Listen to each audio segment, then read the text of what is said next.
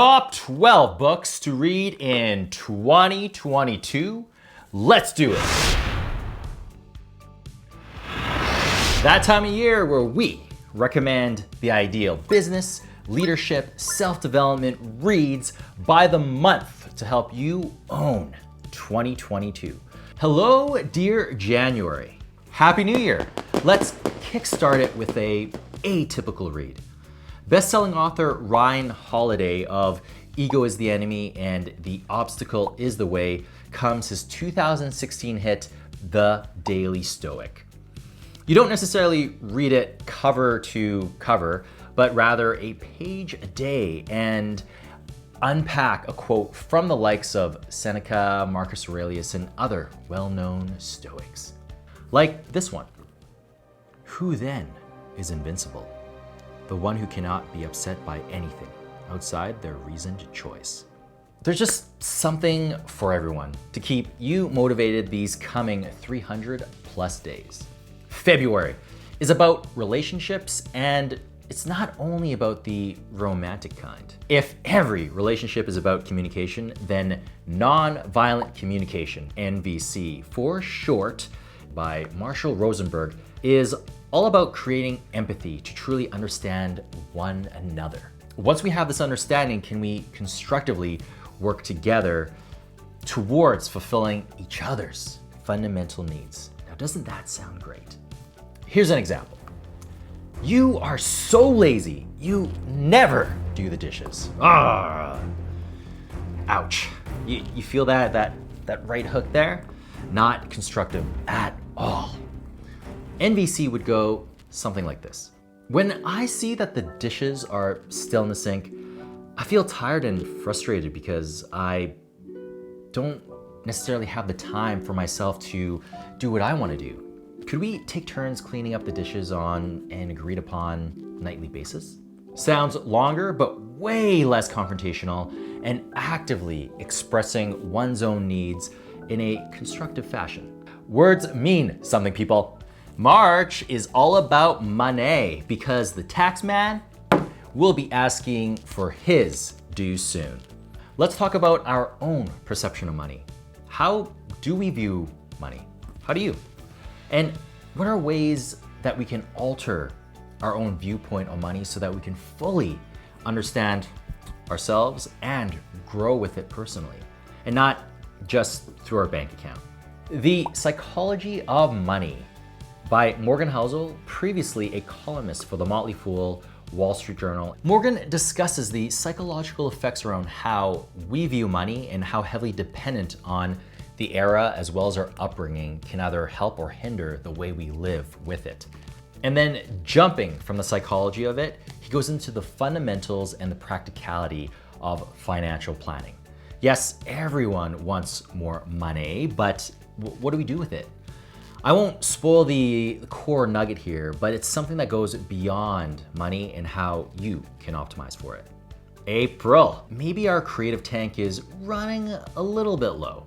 After all, sticking to our New Year's resolutions is a creative task in itself. Steal Like an Artist by New York Times bestselling author Austin Kleon helped me refill my creative tank by leveling off the pressure in what it takes to be innovative. He explains how something is never really original, but a manifestation of something else that came before it. And his short read comes with many practical tips and examples. He shows off a few examples of his own creative work through a really cool style called blackout poetry, where he takes newspaper articles and blacks out words to create poetry. Deep and so true. May.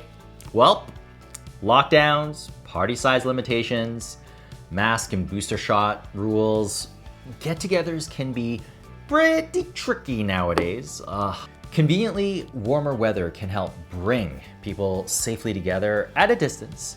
And with TED Talk speaker Priya Parker's The Art of Gathering, we can make our next in-person meeting even more magnificently meaningful and memorable. Say that a few times. More magnificently meaningful and memorable. Anyway, I don't know about you, but hosting a few things for multiple people and making a good time is a lot of work. One of the gems that I picked up from Priya's book is about expectation setting. Right from the outset, when the individual accepts. This is a prime opportunity to really set the tone and communicate the rules by outlining the time of arrival, location, any attire, and this way you're really framing what the invitee can expect. It's a very practical read, going down into the party size number and how to best optimize the setting for it. The one that I always miss out on is how do you politely tell the guests that night's over, home time. Check it out and make even more magnificently meaningful memories. Halfway into 2022. June is another reflective month for me, and that's why Dopamine Nation by Dr. Anna Lembke is my next recommendation. I've always thought that I could achieve more if I had more willpower. Damn it, Truman, have more willpower. And that is to stick to what I was doing and not be distracted in watching that odd Marvel fan theory that pulls me away for 2 hours. Ugh. I stumbled across Dr. Lembke's read to further understand the human condition of why it feels so good to do certain things, and in my case, procrastinate. Surprise, we're basic animals that get hooked on the feel-good body chemical dopamine. And every time I click on that fan theory video, I get a rush on what the latest possibility could be. My thirst for knowledge could be the same kick that someone gets from a cigarette.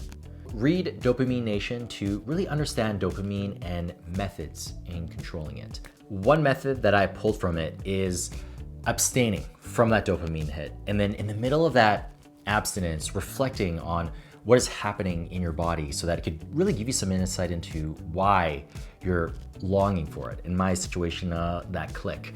And not to get a little bit too much TMI, but mine's all about fear of really failing, right? So the longer I could procrastinate from doing something, the less of a chance I fail, but it's actually a self-destructive method in coping. I digress. On to the next one. July. Let's breathe in more of that summer air. Better yet, let's pick up a book solely focused on breathing.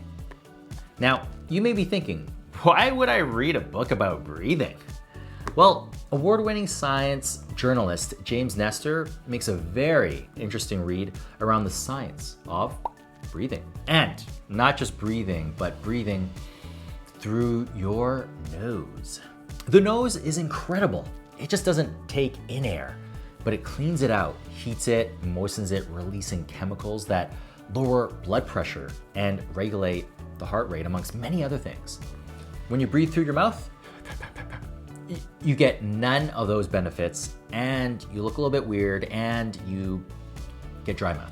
An example of how powerful a breathing technique can be, look no further than Wim Hof. I recommended his book last year, but basically he gave a lot of credit in setting world records for longest time in direct full body contact with ice for a total of 16 times. He managed to surpass over an hour, and I think a little bit under 2. And this is just another example of proper breathing techniques helping you not only gain mind over matter, but leveraging air over matter. Biggest tip here, breathe through your nose. 5 seconds in. 5 seconds out. Probably was a little short on there, but I'm working on it. August. We're spending this month getting ready to go back to school or work from the summer. And if you're lucky enough to be part of a remote working or studying culture, then Eric Dhawan's digital body language is something that can perfectly help you settle back into those virtual interactions. When up to 93% of communication is nonverbal, we'll need any bit of help to navigate the virtual world where we can't rely on in-person body language. Digital body language is a great start, packed with insightful observations and guidelines to shed a little bit of light to make up for that 93%. She runs through the full gamut, Everything from which channel, phone, text, email, instant messenger is the most effective for what areas, and what are some reasonable reply times, and also the art of using exclamation marks. Hint, definitely do. Use one to show excitement. It adds a personal touch where your face couldn't do it IRL. 2 to 3 if you're showing really good excitement, or if you're a little bit peeved. But anything more than that would really, you should leave it for your personal convos. And it's not just about receiving the communication, but it's also about broadcasting. We're gonna take a little bit of a break from the usual, and we're gonna get into a new memoir. This one is Will by Will Smith, and also coincidentally, maybe? Nah, I purposely put in Will here because it's his birth month. There's no denying that Will is familiar with success, and his book attempts to shed some light on his formula. One insight came from Will's early beginnings, where the rocky family situations naturally made him the showman and jokester in the household. Will got so good at harnessing comedy and laughter so early on that when he translated that outside of his family and into school and soon to the rest of us, boom, that's the Will you see today. In addition, consistency. There's this thing at the beginning of the book where he complains about building a brick wall with his dad. It seemed super repetitive and never ending. His dad wouldn't take any of it and insisted, in a fatherly manner of course, that Will continue on. You don't make the wall or house right off the bat, but build it brick by brick. His self-awareness along with his consistency played huge roles in paving the road for success today. Something we can all look at as we pave our own roads. And if not for that, then checking out his memoir to get his view on the Wild Wild West. Why, Will? Why? It's my birth month, October, so I wanted to share a slightly selfishly interesting read that I picked up from a few podcast listens. You may know Emily Ratajkowski from Robin Thicke's smash 2013 hit, Blurred Lines. Since then, she's exploded, transcending modeling to becoming an actress to a social media influencer, and now New York Times bestselling author of My Body. I am a sucker for personal stories, and on top of the ultra interesting viewpoint on the modeling industry and the power dynamics between men and women, there's this tug of war around her view on her looks. At times, she can remove herself from her beauty, objectify it, and leverage it as an asset to advance her and her family's life. And part of that same narrative is also how her whole self-esteem is wrapped around and tied to it as well. Like Will's book, being self-aware is a great thing. Understanding your strengths and leveraging them early on is even better. But how do we separate our self-worth from our strengths? And are we only made up of our strength? Thank you, Emily, for being so raw and real. Gary Vaynerchuk in November. Gary Vaynerchuk is a New York Times best-selling author of countless books around business that include Crushing It, Jab, Jab, Jab, Right Hook. He's also the founder of VaynerMedia. And here are the numbers. 2019, VaynerMedia, 180 million with over 800 employees. So he kind of knows a thing or two about business, and his latest 12 and a half is about the 12 emotional traits he identifies in creating better businesses, and the half is something he's still working on, which is kind candor. His book has some great real life examples with some follow-up exercise to reinforce each trait. Full disclosure, I'm a Gary V fan, and to other fans out there, this book is a summary of what he's been really preaching his whole career. However, I'm still continuing to recommend this because a lot of the traits that he mentioned can easily extend to our personal lives to help us achieve successful relationships, which in business, it's the foundation for everything. All right, here we go. To wrap up the year, let's reflect on how we've used our own time. Maybe to its fullest? New York Times bestseller 4,000 Weeks by Oliver Burkeman turns time management on its head. Yes, it does have some practical tips around time boxing your tasks, removing distractions, but the crazy revelation, which I won't spoil, is wrapped around mindset.